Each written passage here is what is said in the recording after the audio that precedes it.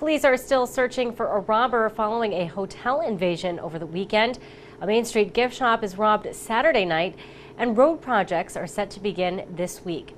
These stories and more on this episode of Barnstable Today. It's Tuesday, September 9th, 2014. I'm Sarah Mannel.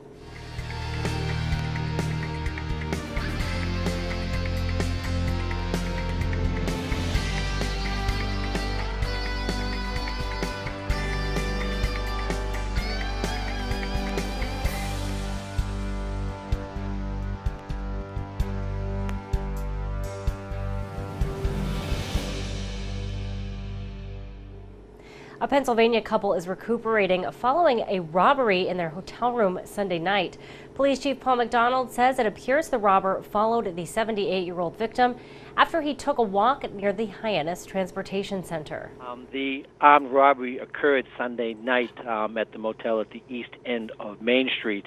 At approximately 8:30 in the evening, a gentleman went out for a walk. When he returned to the motel, he was walking in the door. As he was walking in the door, a subject ran up behind him, forced his way into the room.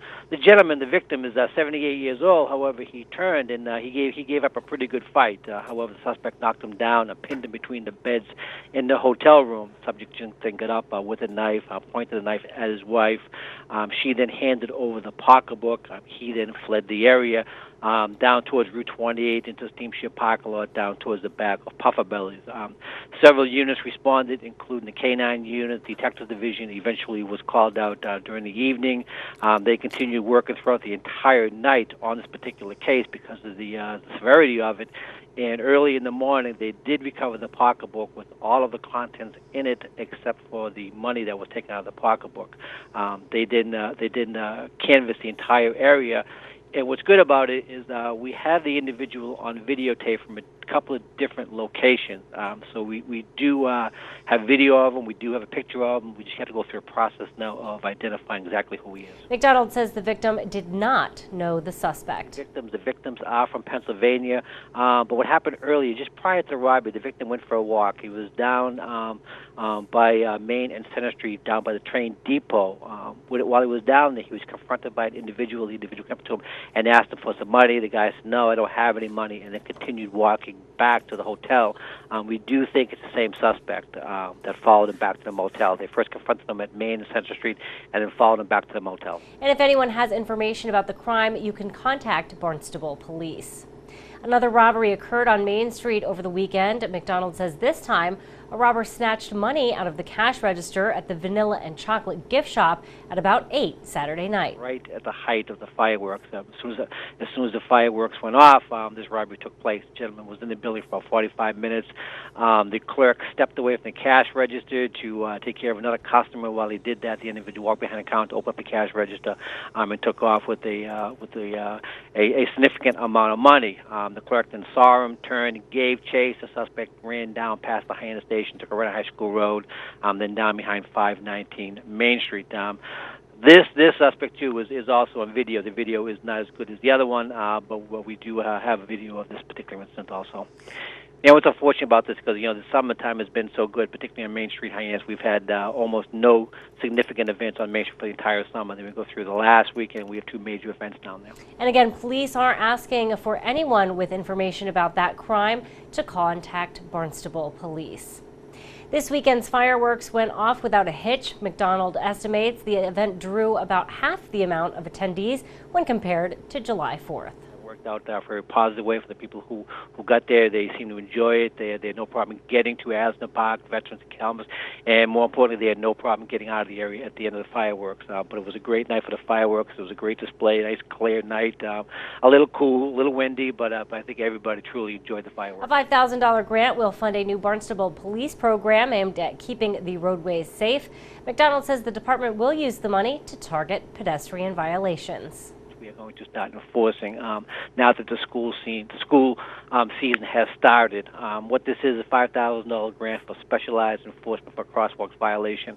We have Sturgis School on Main Street. We have Sturgis West on West Main Street. We have the high school, and we have other schools around town where they have the crosswalks right directly in front of the schools. So we will be stepping up enforcement with this grant throughout the month of September into October. McDonald is also reminding drivers that it is required by law to stop at all crosswalks. While some may consider Labor Day the end of the summer season, for the Department of Public Works, it is the beginning of road work season. Barnstable This Morning host Sarah Colvin sat down with DPW Director Dan Santos to get an update on fall road projects. I know that a pretty big resurfacing project is going to happen in Hyannis. Dan, tell me a little bit about this project and what it's going to do and where it's going to take place. Yes, well, today we're kicking off, and they'll start, putting markings and barricades and start the process of repairing 3 roads, and they are Scudder Ave from West Main down to Marston's or Craigville Beach Road, basically at that intersection. Yeah. Marston's Avenue, the whole thing, and then Old Town Road, which runs from Craigville Beach Road up to Strawberry Hill Road. And so we will be doing milling and paving, and what that means is we basically plane off the top poor part of the road and grind it up and then put down a new surface. But we'll also be doing some drainage repairs, curbing replacement and repairs. Some of them are granite curbs, and sidewalk work on those roads. Great, and so certainly, again, a lot of work to be done. Understand there's not going to be road closures, but there will be some times where the travel is down to 1 lane for people. Yeah, actually, often it'll be 1 lane, but there will always be a police presence, and people who live on the road, will make sure they get access. Occasionally, the traffic will stop if a piece of equipment has to move or turn into that lane, but we've been doing this a long time, and we have a pretty good, feel for keeping traffic moving and understanding the needs of our, the people that are traveling the roads as well as the contractors, and it seems to work out just fine. And I think people are patient with these operations because they really do see the benefit, and that we're trying to take care of them in the long run with keeping the roads safe and in good repair.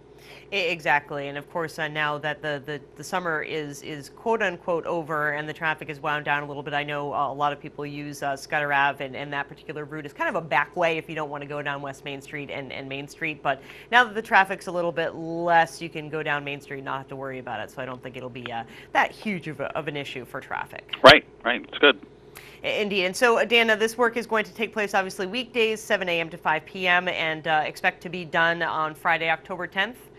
Yeah, that's the plan right now. Obviously, any kind of road construction is contingent on good weather. So if we get a lot of rain, that might delay it. But if it's been anything like it's been lately, it's been fantastic, and it should be right on schedule. Exactly. So again, and I would assume that this is not the only roadwork project that you have in the pike for this month and the coming fall. Yeah, unfortunately, I don't have the list in front of me, but there's a lot of projects we'll be working on. Some of them are using state money. I don't know if you recall, or others may recall, the state after last winter's bad weather provided money, and in Barnstable they gave us over $300,000 to do road repairs to correct damage from the winter. So we've actually let a contract, so we'll be working on a number of roads, and that's more repairs, cutting out sections and pothole repair on a scale that bigger than we normally do in-house. Right, and of course, as we remember back to last winter, not that we really want to, but certainly there was a lot of damage incurred on our roads, both the Barnstable's town roads and also the state roads too. I know there's a pretty gnarly pothole on Route 28 that the state had to fix up. So, right. Definitely some work to be done in terms of that. And of course, is that stuff going to get underway this week or next week as well, Dan? Probably a little further out. I'd say within the next month. And you can learn more about upcoming road projects by visiting the town's website. That can be found at town.barnstable.ma.us. Well, be sure to tune in to our hour-long news program, Barnstable This Morning, weekdays at 7 a.m. On tomorrow's show, we'll chat with David Augustino, the Executive Director of the Cape and Islands Workforce Investment Board. He'll be chatting about the most recent unemployment numbers in Barnstable County. We'll also talk with the town's new Consumer Affairs Specialist, Liz Hartsgrove. Plus, we'll have all the news and information you need. For Barnstable Today, I'm Sarah Mannel.